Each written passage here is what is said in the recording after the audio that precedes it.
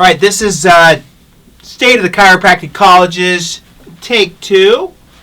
I haven't done this in a few years, but one of my big concerns with the chiropractic profession is what is happening in the colleges and the lack of really true chiropractic in the colleges. And the reason that concerns me is because we're breeding a profession that doesn't believe in the tenets and philosophy of what chiropractic really is and what really works in chiropractic from 32 years of experience here. So I'm just been running a thing called Dead Chiropractic Society here in California for years, and I invite the students to come, which they do, to get dipped, to get more of a well-rounded kind of education and give them experience on what real chiropractic is about in a clinical experience.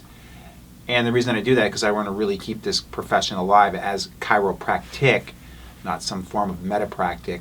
So, but many times at the meetings I hear concerns that the students have, so I wanted to bring them in and have them go through their specific concerns. I wanted to start with I Love CalJam first. What is your biggest concern being in chiropractic school and what you're getting and not getting? I am concerned that the basis of chiropractic is getting lost and translated in the wrong way. The term subluxation is completely avoided, if not frowned upon. If you can't bill for it for an insurance company, then you're not using it. There are an assortment of other terms used that are not the same as subluxation. It is not a translational difference. There's no other word in the dictionary that's the same as subluxation, nor is there a phrase that's the same as subluxation. So I think that is wrong. Right, and then You mentioned something about billing too. I mean, I think chiropractors need to really grasp the realization that there's not going to be third-party pay probably in the very near future. So why that's even a motive for them not to teach the subluxation term. And again, I've always felt that our lexicon, our nomenclature within our profession is very unique, which it should be, and we shouldn't sell out to medicine. Do you have any concerns of that they're going more towards kind of a medical kind of movement? Definitely, because the term manipulation is used 99% of the time. which is It's a horrible term. A horrible term. What on earth? If I feel manipulated by a CPA or by a lawyer, I would say this is a bad professional. I don't want to be affiliated with them. But to have my cervical spine manipulated sounds even worse.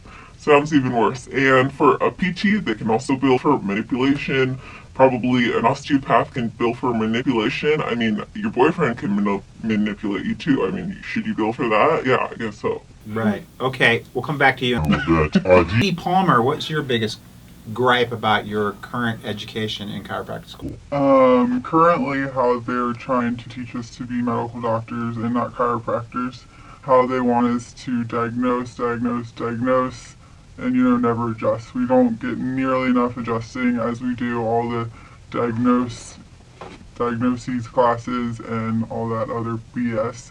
And how they want us to refer out for basically everything and not take care of it chiropractically with the adjustment, what the profession is known for and what it was all based on in the beginning.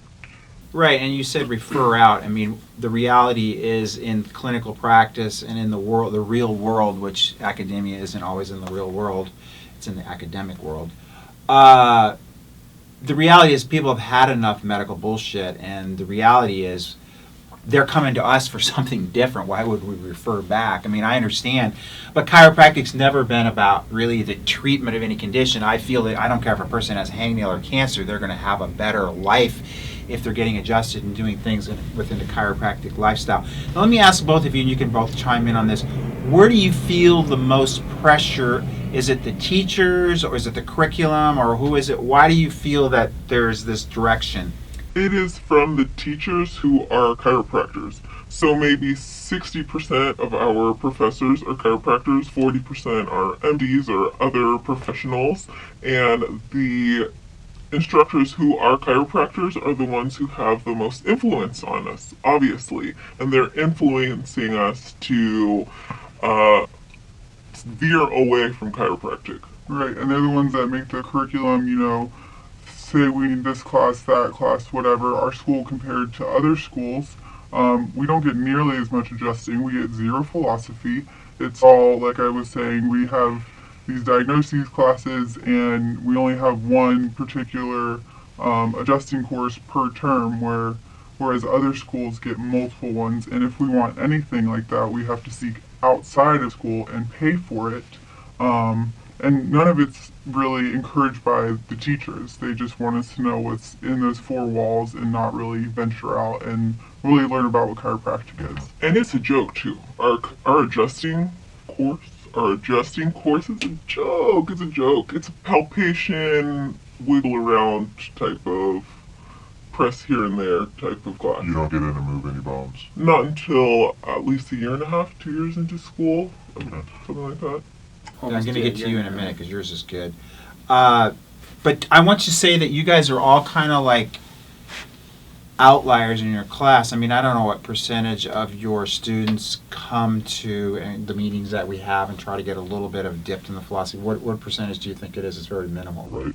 We are the 1%. Yeah. Okay. Point. And then How does that translate in school? I mean, do people look at you weird, or do they perceive you as being weird or something? Or I mean, they'll make jokes like, oh, you go to that underground whatever, oh, an 8. I'm like, yeah, what's up? I know what that means. Like, I know what an 8 means to you. Right. And then they just make a joke about it, so. And I mean, I've already seen this firsthand. I've always noticed the people that do come to the underground meetings are the ones that are always the most successful, because I think it's really good to be well-rounded and have like a full kind of, I mean, it's good to learn the science. I understand that. I understand why the schools are the way they are, because they want you to pass boards and they want you to be clinically, competent. But the other thing, you also should be chiropractically competent as well. All right, CalJam Airlines. You haven't had a chance to speak up. Why don't you go over your main gripe? Yeah, well, you kind of alluded to it when you started talking about, the focus to treat symptoms, and that's just it. It's the lack of excitement of what it is that makes us chiropractors. And that is the big idea. The big idea is that our body is a self-healing, self-maintaining, self-regulating organism, and what do? We support that. Right. That's what makes us us versus a medical doctor. Right, medical doctor goes from the outside in. What do? We work with what is already in the body. I mean, it's like, why wouldn't you get excited about that? Because, again, that is our identity. That's what sets us apart. And, I mean, and that you take that concept and you roll that into adjusting class. And so you have people sitting there in our adjusting class who should be learning the art of the adjustment, because it's not going to come overnight. You have to learn how to paint this freaking Mozart. Right. And if you're not working at it, well, guess what? You're going to suck. Right. And what is a chiropractor who can't adjust? I'm just going to ask you that. What's a chiropractor who can't adjust? Refer out. Or, I don't know. A massage therapist. Right. And so in our adjusting class, you'll see half the class who are, actually trying, and some are just, all you're going for is a pop, versus actually finding a subluxation and then adjusting that subluxation. And then the other half of the class is sitting there, doing trigger point therapy, or, I've had people come, whenever people come over and ask me for soft tissue, hey, can you do soft tissue on me? You know what I do? Nah. I make it hurt. I make it really hurt. So let me ask you this: where did you actually get your big idea? Because I mean, I didn't have the big idea when I went through school. Actually, I saw a Merrick chart, and that's what got me to go to school. But then I never. Do they talk about any type of somatovisceral effects of the adjustment? Those are all just mechanical, back pain related, also. That's all it is. Pain related. That's what the evidence shows, and so that's the only thing. They don't read any of the current research that's coming out, then. Of course not. Okay. So where did you get it?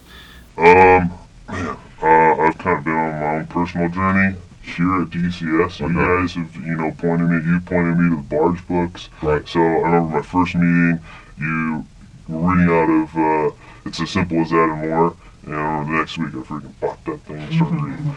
So, because you sound really, you sound great, dude. It sounds like you've been so for a while. There's that, and then just mentorship. I'm lucky to have a chiropractor who's taught me. And who's that? Doug DCN. Oh God, he's awesome. Gotta get him to become a CalJam though. I'm working. I was trying to get him to come here last. No, he's. I know. I trust me. I'm working on him. He's a pansy. In a nice way. I love pansies. All right. Dee Dee Palmer, how did you get, where did you get your philosophy? Where did I get my philosophy? I mean, how do you Know what's going on? I mean, I don't. It all started out with I love CalJam over there. Oh, She's wow. the one that got me into this realm of awesomeness, and I started coming to DCS, met some great mentors, and CalJam, hit it off for me, and since then I just have been eating it up and not been able to get enough. So It's like you said, it's like, how can you get excited about taking care of somebody with, I mean, I get it, back pain, but I mean, it's like, to me, it's like when you change a child's life and you change a family's life, you change the direction of the way people think. And the reality is we've got so many people that are on drugs. If you get people to understand how bogus drugs are, and they have their place, I get it, but not for every problem. It's like the reality is what we're really doing with chiropractic is we're changing the consciousness of the planet in a better direction, which is away from medical care, which if we can do that would make more sense. I mean, not everybody needs medical care. Very few do.